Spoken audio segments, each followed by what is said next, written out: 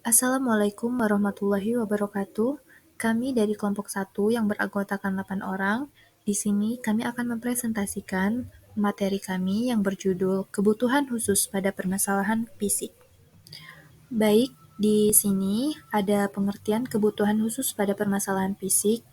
Dalam masyarakat kita yang semakin sadar akan kesehatan, penting untuk memahami dan memenuhi kebutuhan khusus pada permasalahan fisik yang dialami oleh anak dan ibu hamil. Sedangkan kebutuhan khusus pada ibu hamil merujuk pada adanya kebutuhan tambahan atau penyesuaian dalam perawatan dan dukungan bagi wanita yang sedang mengandung. Masalah disabilitas. Disabilitas adalah kesehatan fisik, intelektual, mental, atau sensori seseorang yang menghambat aktivitas tertentu karena ketiadaan akses lingkungan yang mendukung. Anak berkebutuhan khusus adalah anak yang memerlukan penanganan khusus sehubungan dengan gangguan perkembangan dan kelainan yang dialami anak.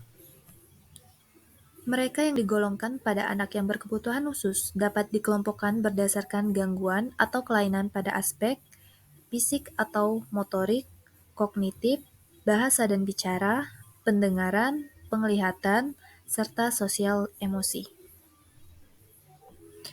Ada beberapa kategori anak berkebutuhan khusus yang dapat diidentifikasi antara lain anak dengan gangguan penglihatan atau tunanetra, anak dengan gangguan pendengaran atau tunarungu, anak retardasi mental atau tunagrahita, anak dengan kelainan fisik atau tunadaksa, anak unggul dan berbakat istimewa, anak dengan hambatan berbicara dan bahasa, anak berkesulitan belajar, anak dengan gangguan spektrum autis atau tunalaras, individu yang memiliki kombinasi kelainan, baik dua jenis kelainan atau lebih, atau yang disebut dengan tuna ganda.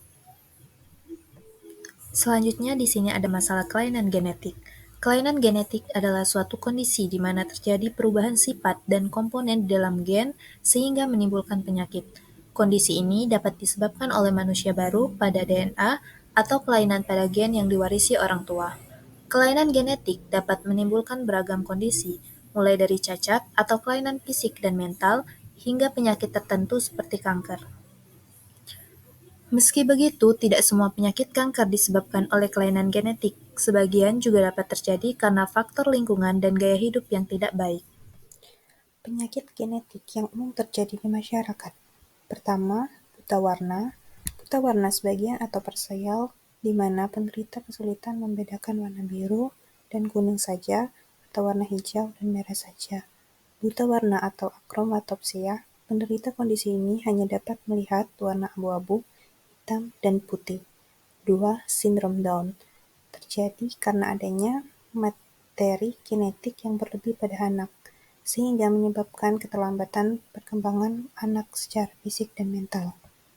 Ketiga, penyakit sel sabit. Kelainan genetik ini disebabkan oleh adanya kesalahan gen yang kemudian mempengaruhi perkembangan sel darah merah. Anak dengan kondisi ini sejak lahir dapat mengalami anemia, rentan terhadap infeksi, dan sakit di beberapa bagian tubuh. Yang keempat, ada hemofilia. Hemofilia merupakan kelompok kelainan pada darah yang terjadi secara turun-temurun.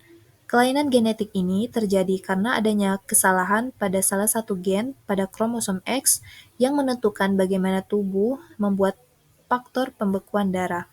Yang kelima, sindrom Klinefelter. Kelainan genetik yang hanya terjadi pada laki-laki. Penderita sindrom Klinefelter memiliki gejala berupa bentuk penis dan testis yang kecil, rambut hanya tumbuh sedikit di tubuh, memiliki payudara yang besar, badan tinggi dan berbentuk kurang proporsional. Yang terakhir, masalah perbedaan ras. Seperti halnya ras, suku, dan agama di tanah Indonesia, keterbatasan pada anak berkebutuhan khusus atau ABK maupun pada anak umumnya memiliki kedudukan yang sejajar.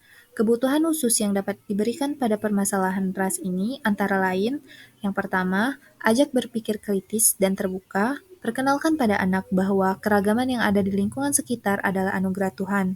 Yang kedua, ajak bersosialisasi dengan lingkungan, beri kebebasan pada anak untuk berteman dengan siapapun tanpa memandang agama, suku, maupun ras. Yang ketiga, bangun rasa percaya diri dengan cara melatih mencintai dirinya sendiri. Yang keempat, bacakan cerita tentang perbedaan dan keragaman. Yang kelima, tanamkan karakter kebangsaan, orang tua, ataupun guru. Baik, terima kasih. Mungkin itu saja penjelasan dari materi kami, kelompok 1, tentang kebutuhan khusus pada permasalahan fisik. Lebih dan kurangnya kami mohon maaf, kepada Allah kami mohon ampun. Kami akhiri, wabillahi taufiq wa hidayah, wassalamualaikum warahmatullahi wabarakatuh.